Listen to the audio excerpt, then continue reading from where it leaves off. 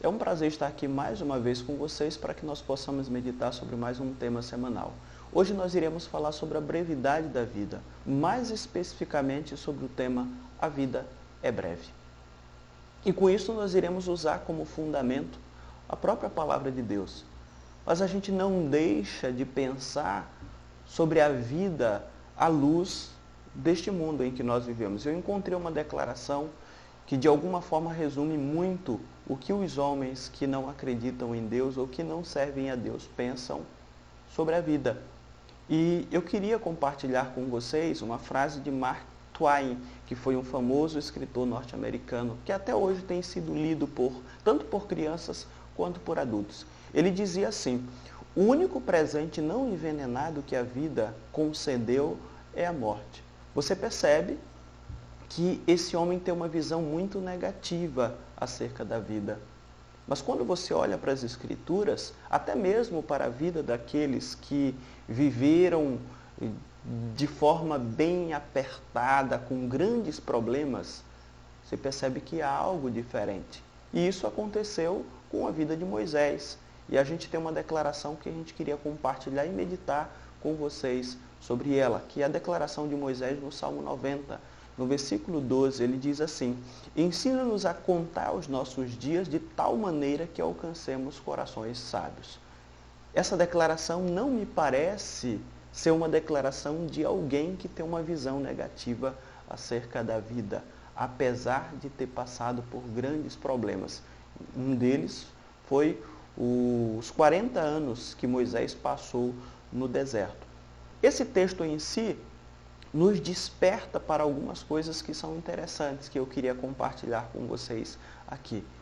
Este salmo nos desperta para a realidade de que a vida é breve e só Deus sabe o que ainda nos resta dela. Isso é importante. E a gente vai meditar não apenas aqui, a gente tem outras declarações bíblicas que nos dizem que antes mesmo do nosso nascimento, Deus já havia contado os nossos dias. Isso fundamenta muito bem essa realidade de que só Deus sabe o tempo que nos resta. Por isso as nossas vidas precisam ser colocadas em suas mãos.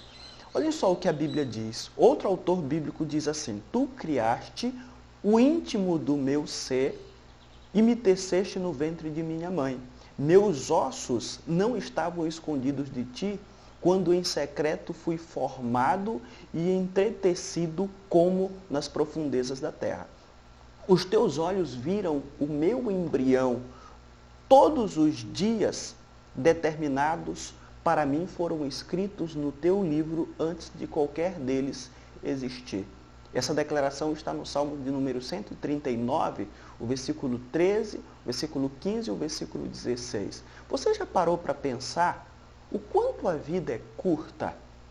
Eu acho que esse momento que nós estamos enfrentando fez com que as pessoas pensassem mais sobre isso.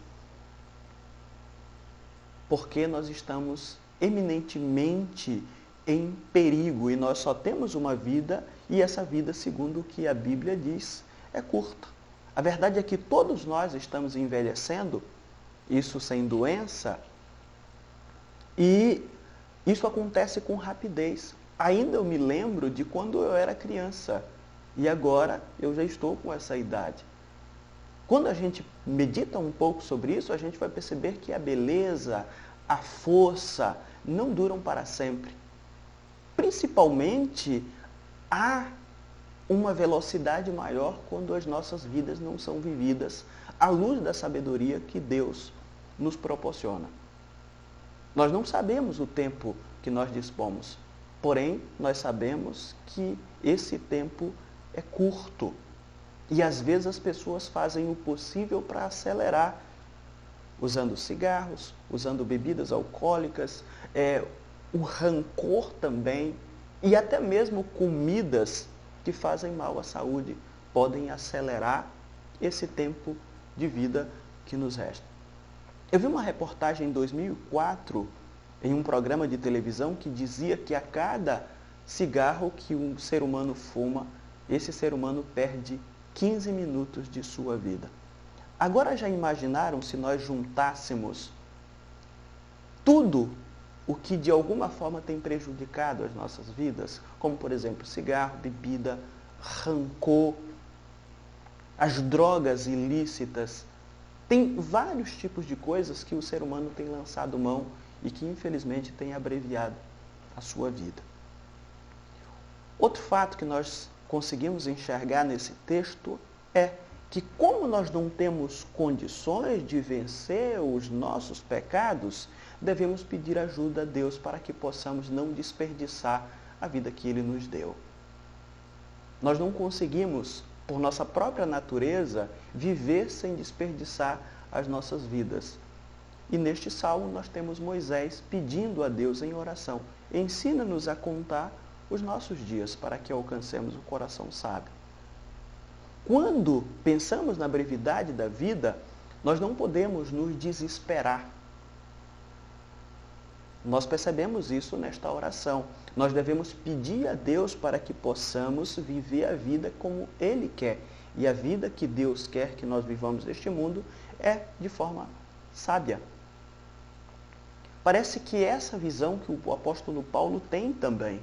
Paulo escreve isso aos Colossenses, no capítulo 1, versículo 19, da seguinte forma: não cessemos de pedir que transbordeis de pleno conhecimento da sua vontade, em toda sabedoria e entendimento espiritual. Há um alinhamento dos grandes servos de Deus quanto à vida que nós vivemos aqui. Sendo curta, nós precisamos pedir sabedoria a Deus.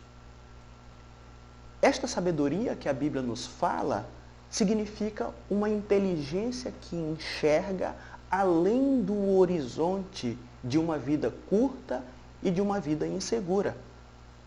É com o uso da sabedoria que a Bíblia nos diz que nós precisamos pedir a Deus, que nós aproveitamos cada momento como um preparo para nós vivermos no futuro. Nós vivemos a vida do presente aproveitando os momentos porque nós sabemos que é um preparo para que nós possamos viver no futuro com Deus. É com a sabedoria que nós contemplamos uma eternidade além do túmulo. Enquanto muitas pessoas estão em casa agora, com medo, desesperadas, nós olhamos para as Escrituras e precisamos pedir ajuda àquele que nos pode fazer viver de forma sábia, para que nós possamos entender que a sabedoria vinda dos céus, vinda do próprio Deus, é uma forma em que nós temos de enxergar uma realidade além do túmulo. Este salmo, ou neste salmo, a gente vai perceber que há uma visão positiva da vida. Eu não sei em que momento Moisés escreveu este salmo, porém, mesmo assim, ele entende que a vida tem que ser vivida à luz de Deus. Moisés estudou, conforme nós sabemos um pouco sobre a sua história, estudou com certeza nas melhores universidades da época em que ele viveu no Egito. Mas ele entendia que o conhecimento humano não era aquilo que poderia fazer um homem sábio. Provavelmente ele estava com uma idade avançada e também entende que a idade avançada, a experiência, não é o fator primordial para que o homem tenha sabedoria, para que o homem use bem o tempo que lhe resta. É interessante lembrar que a Bíblia nos fala justamente que os aprendizados que nós temos, a experiência que nós temos, e que produzem muitas vezes o cabelo branco que temos aí, não é através disso que vem a sabedoria. Inclusive a Bíblia vai dizer que não é, ou a sabedoria não está nos cabelos brancos. E aqui nós temos uma declaração de onde é que a sabedoria vem. A melhor sabedoria, ou a única sabedoria genuína que nós podemos ter, que nós podemos alcançar, é aquela que é adquirida quando nós estamos nos pés do próprio Deus. E dos céus Ele nos doa, porque nós nos humilhamos diante dEle, para que assim Ele possa nos fazer viver da forma com que lhe agrada. neste mundo.